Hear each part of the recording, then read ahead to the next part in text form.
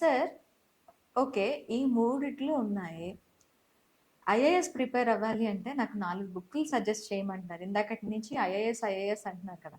నాకు 4 బుక్స్. నేను ఖచ్చితంగా ఐఏఎస్ కావాలి అంటే, నాకు ఈ 4 బుక్స్ ఉంటే నువ్వు ఖచ్చితంగా ఐఏఎస్ అవుతావు మాధురి అని చెప్పండి. నేను చదువుతాను. ఐఏఎస్ అవ్వడానికి 4 పుస్తకాలు చదివితే సరిపోతాయి. ఆ 4 పుస్తకాల్లో ఒకటి ఎన్సీఆర్టీలో సెలెక్టెడ్ ఎన్సీఆర్టీ పుస్తకాలు. అసలు నన్ను అడిగితే ఎన్సీఆర్టీలో సెలెక్టెడ్ పుస్తకాలన్నింటినీ కలిపి ఒకే పుస్తకం చేసుకోవచ్చు. ఐ రిపీట్ దిస్ మాధురి, ఎన్సీఆర్టీలో చదవాల్సిన వాటన్నిటినీ కలిపి ఒకే సింగిల్ బుక్ చేసుకోవచ్చు. సింగిల్ బుక్కే.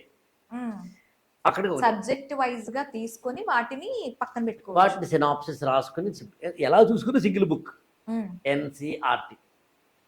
అండ్ రెండవది only selected advanced reference books అని ఉన్నాయి. అడ్వాన్స్డ్ రెఫరెన్స్ బుక్స్ అంటే అర్థం ఏంటంటే ఒక్కొక్క సబ్జెక్ట్కి ఒక ఏదో భగవద్గీత, ఖురాను, బైబిల్ లాగా.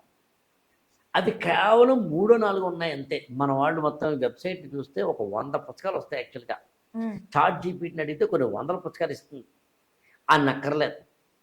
కేవలం సెలెక్టెడ్ పుస్తకాలు మహా అయితే మోడర్న్ ఇండియాకి ఒకటేను, నితిన్ సింగ్ అనే కల్చర్కి ఒకటేను, పాలిటేమో లక్ష్మీకాంత్కి ఒకటేను, ఈవెన్ ఎకానమిక్స్కి కొద్దిగా రమేష్కి ఒకటేను.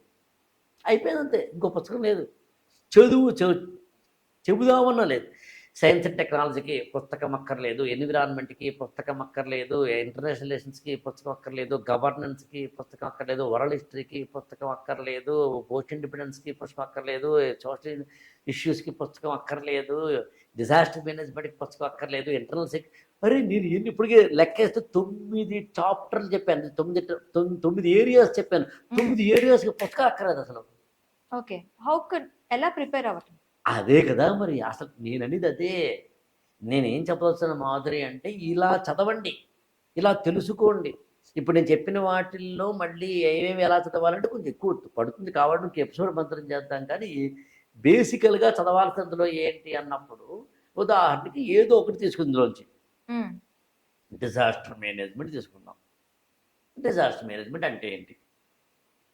మనకు అప్పుడప్పుడు భూకంపాలు, ఫ్లడ్స్, కొన్ని ఫ్యాక్టరీస్లో వాటిలో యాక్సిడెంట్స్ లాంటివి, ఇలాంటి డిజాస్టర్స్ లోకల్గా కానీ, స్టేట్ లెవెల్లో కానీ, నేషనల్ లెవెల్లో కానీ, ఇంటర్నేషనల్ లెవెల్లో కానీ జరుగుతాయి. ఉదాహరణ రీసెంట్గా రష్యా ఆ ఏరియాలో భూకంపం వచ్చింది. అలా ఇప్పుడు భూకంపం మీద భూకంపాలు అనగానేమి అని జాగ్రఫీలో చదువుతాం. ఇప్పుడు కరెంట్ అఫైర్స్లో కనుక ఈ డిజాస్టర్ చదివితే నువ్వు అంటే కరెంట్ అఫైర్స్లో డిజాస్టర్ మేనేజ్మెంట్ తీసుకుని చదివితే అయిపోయింది. దానికోసం ఒక పుస్తకం ఇంత ఫుల్ బుక్ తీసుకుని చదవాల్సిన అవసరం లేదు. అలాగే పోస్ట్ ఇండిపెండెన్స్కి, వరల్డ్ హిస్టరీకి, మిగతా వాటికి అంటే ఎండ్ పాయింట్ నువ్వు గమనించాల్సింది ఏంటంటే స్మార్ట్గా థింక్ చేయడం. ఆ స్మార్ట్గా నిన్ను థింక్ చేసి పంపించడానికి ఉన్నవాడినే మెంటార్, కోచ్ అంటారు. నేను నా సంస్థకి పెట్టుకున్న పేరు ఈ గురుకులం. మామూలుగా ఏదో ఆకలి రాఘవేంద్ర ఐఏఎస్ అకాడమీ అని పెట్టచ్చు కదా, ఎందుకు పెట్టలేదు అంటే ప్రతి ఒక్క వ్యక్తికి హాస్పిటల్కి వెళ్ళినప్పుడు అందరికీ జ్వరం వస్తే డాక్టర్ గారు బయటకు వచ్చి జ్వరం వచ్చిన వాళ్ళందరూ చేయొద్దండి మీరందరూ అని అంటలేదు. ప్రతి ఒక్కరిని విడివిడిగా చూస్తున్నాడు. ఎందుకంటే ఎవరి బీపీ వాళ్ళది, ఎవరి షుగర్ వాళ్ళది, ఎవరి బయాలజీ వాళ్ళది, ఎవరి యొక్క ఫిజియాలజీ వాళ్ళది, ఎవరి యొక్క సిమ్టమ్స్ వాళ్ళవి, ఎవరి యొక్క ఇతరత్ర ఎలిమెంట్స్ వాళ్ళవి. అలా అందరూ స్టూడెంట్స్కి ఒకే విధమైన కోచింగ్ ఇక్కడ పనిచేయదు. క్లాసులో 100 మంది కూర్చుంటే 100 మందికి ఐక్యూ లెవెల్ ఒకలాగే ఉండదు. డిఫరెన్స్. మరి డిఫరెన్స్ అని అన్నప్పుడు మాధురి, మరి నేను నీకు ఒకలాగా ఆయనకు ఒకలా ఇవ్వాలి కదా. అవును. అందుకు నేను ఈ మధ్యన ఏం చేసింది తెలిసిన, ఆశ్చర్యపోతావు, ఒక స్టూడెంట్ ముందు నన్ను కలవాలి. నన్ను సరే కలవడానికి కొంత ప్రొసీజర్ ఉంటుంది, నో డౌట్, కానీ బట్ నన్ను కలవాలి, లేదు వీడియో కాల్ పెట్టుకోవాలి. నేను కలిసినప్పుడు వీడియో కాల్ పెట్టినప్పుడు ఏం చేస్తానంటే ఆ స్టూడెంట్తో మాట్లాడతాను. అది కూడా చాలా సైకోమెట్రిక్ లాగా మీరు రోజుకి ఎన్ని గంటలు చదివేదారు ఇలా ఉండదు. అది క్యాజువల్ చదువుతాను, ఏం చేస్తారు మీరు, ఫ్రెండ్స్ ఉన్నారా, ఏం చేస్తారు, ఇలా అడుగుతా. ఈ మాటల్లో మనకు అర్థమైపోతుంది అతను సైకాలజీ ఏంటాడు. దాని ప్రకారం అతను ఐఏఎస్ అవుతాడే చెప్తాను నేను. ఓకే. దానికోసం పెద్దదేం కాదు, నువ్వెవరో చెప్పక్కర్లేదు, నీ ఫ్రెండ్స్ ఎవరో చెప్పు అన్నారు. అవును. అది సింపుల్. అది ఎలాగ, నేను సోషల్ మీడియాలో ఉంటావా అంటే ఉంటాను సార్ అన్నాడంటే అర్థమైపోయింది. సోషల్ మీడియా నీకెందుకు ఐఏఎస్ అవ్వడం కోసం అలా. సో ఒక వ్యక్తికి సంబంధించి అతనికి మాత్రమే సూట్ అయ్యే బుక్స్ లిస్ట్ ఉండదు. ఈ మధ్య నేను ఏం చేస్తున్నానంటే individual customized ultra book list తయారు చేశాను నేను. ఓకే. అంటే మీకు మాత్రమే బుక్స్ లిస్ట్ అది, అందరికీ ఆ బుక్ లిస్ట్ ఇవ్వదలుచుకోలేదు నేను. నీకు మాత్రమే ఒక బుక్ లిస్ట్ ఇస్తా, తప్పదు. ఎందుకో చెప్తాను నీకు ఉదాహరణ. మెడికల్ ఒక అమ్మాయి అనుకుందాం, మెడిసిన్ చదివింది అమ్మాయి. నేను ఆ అమ్మాయికి బయాలజీని చదివించడం.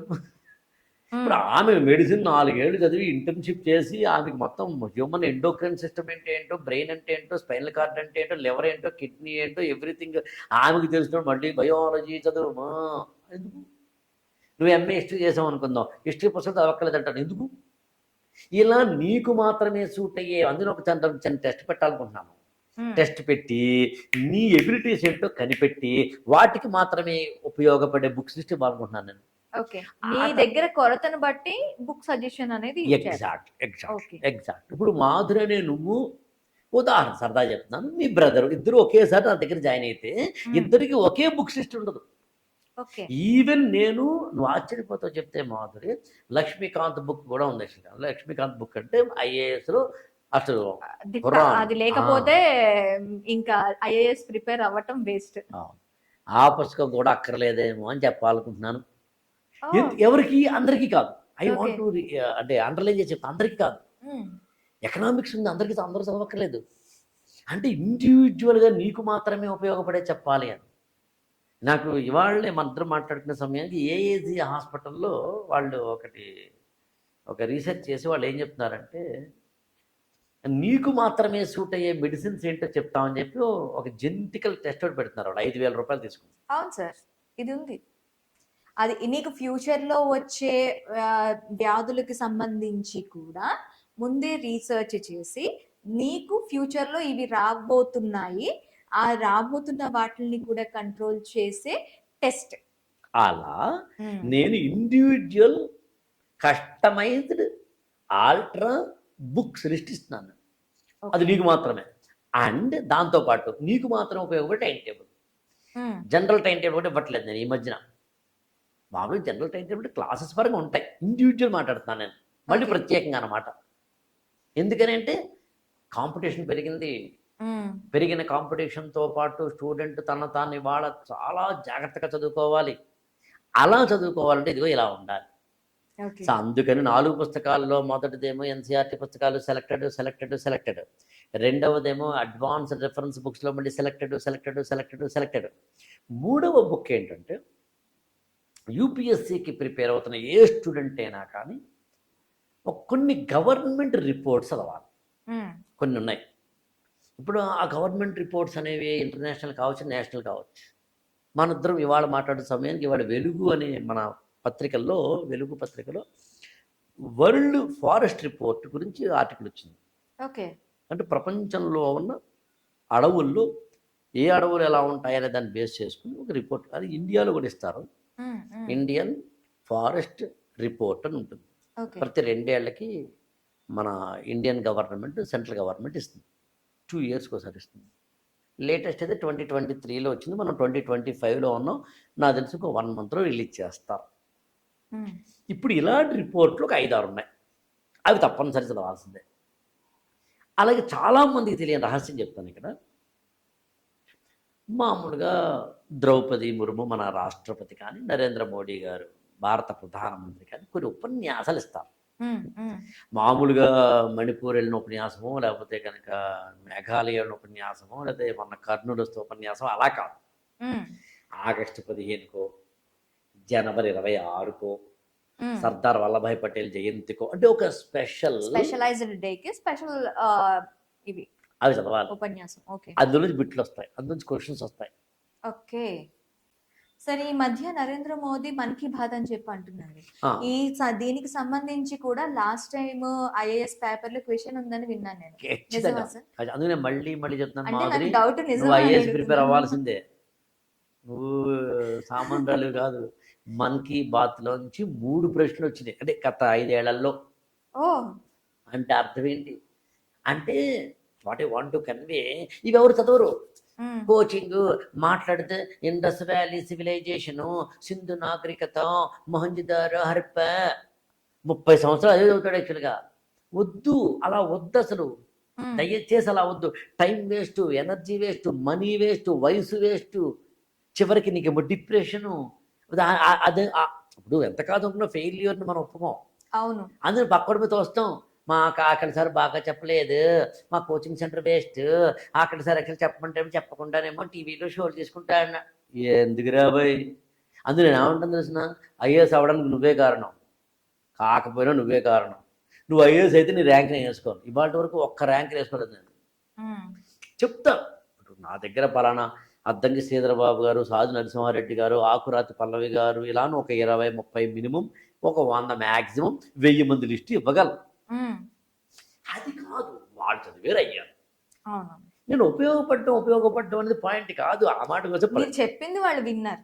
That's it. నేనేమంటానంటే, ఆ అన్నం పెట్టిన అమ్మ కూడా నీకు ఐఏఎస్కి ఉపయోగపడింది కదా. అవును. సో అందుకని ప్రతి ఒక్కరూ ఏదో ఒక రూపంలో ఉపయోగపడతారు. ఇప్పుడు నేను మధ్య మాట్లాడుతున్నాం అమ్మా, ఎవరో ఈ మాట విన్నారు. ఐఏఎస్ అయితే మాధురి గారండి ఒకసారి మీరు ఆకలి గారు ఇంటర్వ్యూ చేశారు కదండి అని అంటారు. ఇప్పుడు ఆకలి గారండి మీరు ఓ మాట చెప్పారండి మాధురి గారి ఇంటర్వ్యూలో అయ్యారండి ఐఏఎస్ అంటారు. That means they are gratitude యొక్క ఎక్స్ప్రెషన్ తప్పించి, కానీ ఉమ్, క్రెడిట్ మన అకౌంట్లో ఎలా వేసుకుంటాం. అవును. అప్పుడు మా ఇద్దరం ఫోటో తీసుకుని నా ర్యాంకర్ ఎలా అంటాను నేను.